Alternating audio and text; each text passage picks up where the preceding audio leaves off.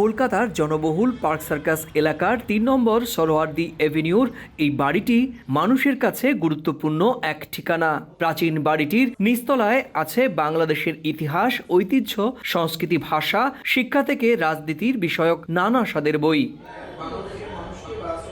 বাংলাদেশের স্বাধীনতার পরেই কলকাতার বাংলাদেশ উপহাই কমিশনের তত্ত্বাবধানে গড়ে ওঠে এই গ্রন্থাগার ও তথ্য কেন্দ্রটি। তবে বাংলাদেশের রাজনৈতিক পালাবদলের সঙ্গে সঙ্গে বরাবরই বদলেছে এখানে থাকা বইয়ের ধরন। স্থানীয়দের অভিযোগ, প্রায় ১.৫ দশকে গ্রন্থাগারটি বিশেষ রাজনৈতিক ঘরানার বইয়ের ভিড়ে পরিণত হয়েছিল, ফলে বাংলাদেশের প্রকৃত তথ্য খুঁজে পাওয়া কঠিন হয়ে উঠেছিল।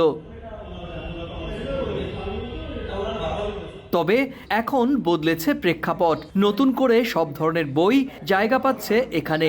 আগতদের দৃষ্টি আকর্ষণ করতে প্রবেশপথেই তৈরি হয়েছে বাংলাদেশ কর্নার নামে একটি আলমারি। বাংলাদেশের মূলধারার বইগুলো খুব সহজেই নজরে পড়ছে পাঠকের। গত কয়েক মাসে কিন্তু আবার এখানে আসছি, খোঁজ করছি যে কী ধরনের বইপত্র এখানে পাওয়া যায়। তাজউদ্দিন আহমেদকে নিয়ে আমি বই লিখেছি, বা এখনও বাংলাদেশ নিয়ে অনেক গবেষণা করছি, ৭১-এর মূল জায়গাটা কী ছিল। তো সেই ক্ষেত্রে এখন কিছু কিছু বই পাচ্ছি। বেগম খালেদা জিয়ার একটি বই, ওনার জীবন, ওনার সংগ্রাম নিয়ে বই। কোনো ব্যক্তি বিশেষ না, আমরা ভারতে থাকি, ভারতের নাগরিক, আমরা বাংলাদেশ সম্বন্ধে পড়তে জানতে চাই। কলকাতার বাংলাদেশ গ্রন্থাগার ও তথ্য কেন্দ্রে বর্তমানে ২০,০০০-এর মতো বই রয়েছে। এর মধ্যে বাংলাদেশি লেখকদের পাশাপাশি ভারতীয় লেখকদের বইও জায়গা পেয়েছে। আমি এসে দেখেছিলাম যে একটি নির্দিষ্ট দল বা নির্দিষ্ট কিছু ব্যক্তির বই এখানে রাখা ছিল। অনেকের হয়তো আগ্রহ আছে ভিন্ন মত বা ভিন্ন দল বা ভিন্ন আদর্শ বা থাকে না, সাবেক প্রধানমন্ত্রী বলুন, রাষ্ট্রপতি, সবাই সম্পর্কে জানার একটা আগ্রহ থাকে। তো সেরকম কিছু কিন্তু ছিল না। আমি চেষ্টা করছি বা এখনো চেষ্টা করছি যে সেটা যেন একটা ভারসাম্যপূর্ণ অবস্থায় আসে।